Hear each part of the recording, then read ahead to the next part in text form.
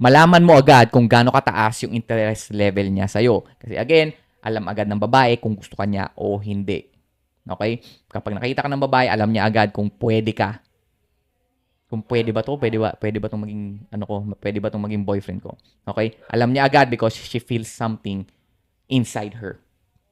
Alright? So, kapag merong high interest sa'yo ang babae, she will comply and submit to your lead. Pag binigyan ka niya ng excuses, friction, at low interest signals, matuwa ka dahil nalaman mo na agad na hindi ka niya gusto. Hindi ka na magkakaroon ng unhealthy attachment na sisira ng peace of mind mo at nalaman mo na hindi kayo match.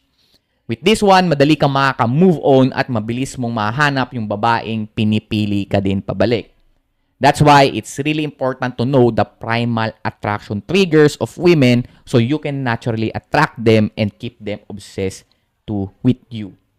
So, yan yung malalaman mo inside the man.